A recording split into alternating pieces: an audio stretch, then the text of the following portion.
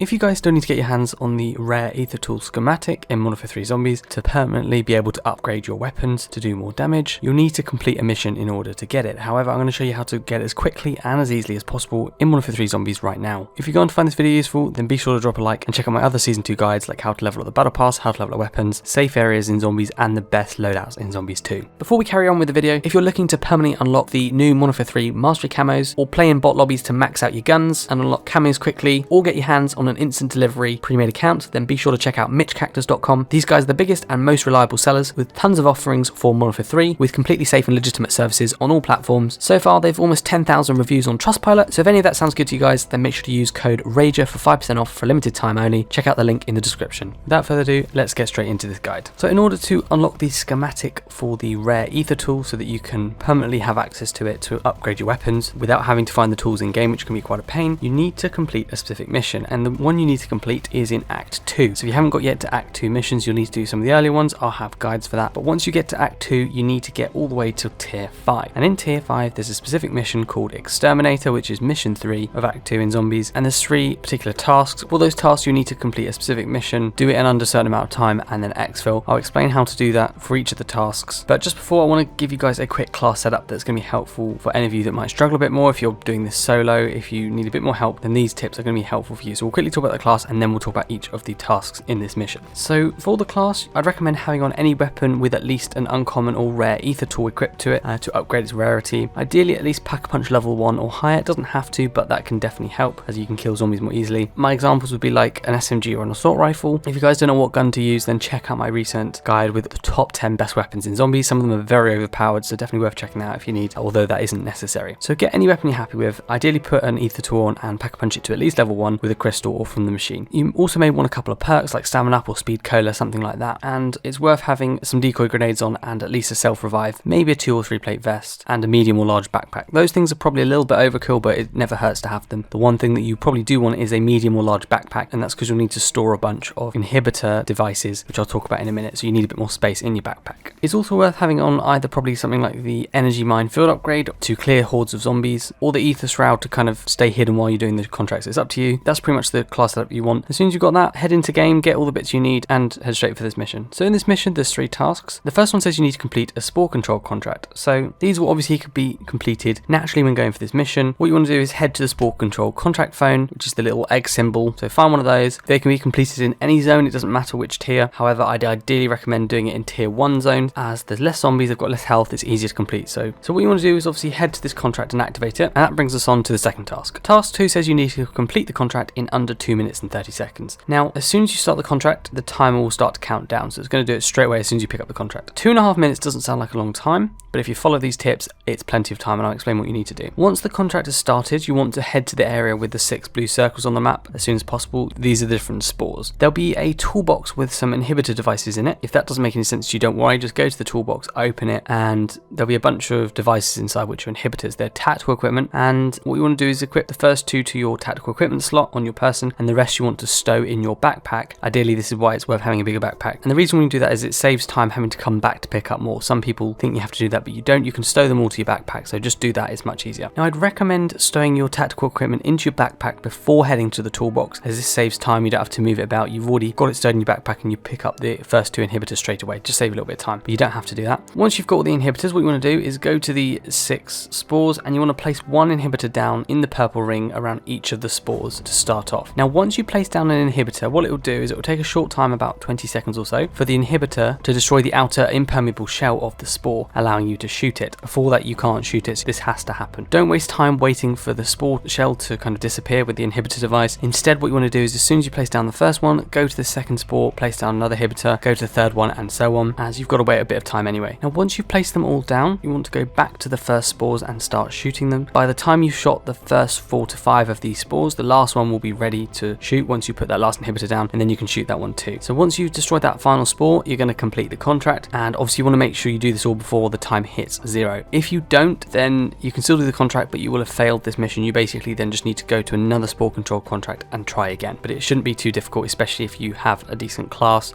Maybe you've got a few people. It's absolutely not necessary. It's one of the easier challenges, but it still can help to make this a little bit quicker. When you're doing this contract, make sure to train the zombies, don't get hit, and try not to get cornered as well. Try to bring them game in a flow rather than getting yourself cornered, otherwise that can be difficult. But obviously if you do, you can use your decoy grenades or Aether Shroud if you've got that, or the energy minefield upgrade to clear the horde of zombies. It's up to you. Once you've done that, you would have completed the contract. The third task says you need to obtain the rare Aether Tool Schematic and Exfil. So to do this, all you need to do, once you've completed the contract / mission, you'll get the permanent unlock schematic for the rare Aether Tool, and you can permanently upgrade your weapon to the rare level with these plans. It's very helpful for at least low to medium level zombies. You never have to have less damage for your weapons again. They can always be more powerful. Now, in order to get the schematic, the permanent plans, it will be in the reward rift. So open up the reward rift, the rare Aether Tool plans will be there, the yellow item, very valuable. Pick that up, and basically once you get the rare Aether Tool plans, you need to head straight to the exfil point to unlock it. If you die and you don't exfil with it, you won't keep the rare Aether Tool schematic, and you'll have to do it all over again. So make sure you don't die. That's why it's worth having a self revive on. So get in a vehicle, make your way to the nearest exfil point and exfil as soon as possible. Don't play risky, play as safe as possible. Get in the helicopter and exfil, and you'll have your rare Aether Tool plans. So that's how to unlock them. Once you do, they'll be in the schematic section that you can craft. I think there's a cooldown of about 4 hours in between, so you can have them quite a few times every day. So it's really worth doing, and it just makes things a little bit easier. If you guys haven't got any of the other schematics, I'm going to have a guide for those, such as the uncommon Aether Tool. I've got a guide for the mission for that. I'll have guides for the other act missions, how to unlock schematics, how to survive in the tier 3 red zone with some safe areas where zombies can't get you, and also, like I said, a top 10 best weapons list in zombies at the moment with some very broken weapons you want to use before it's patched. So loads of useful zombies videos. If you guys find these helpful, feel free to check them out. Make sure to drop a like in this video if you found it useful, and feel free to subscribe to stay up to date with all my latest MW3 and Warzone videos. But thank you for watching, hope you found it useful, and I'll see you all on the next one.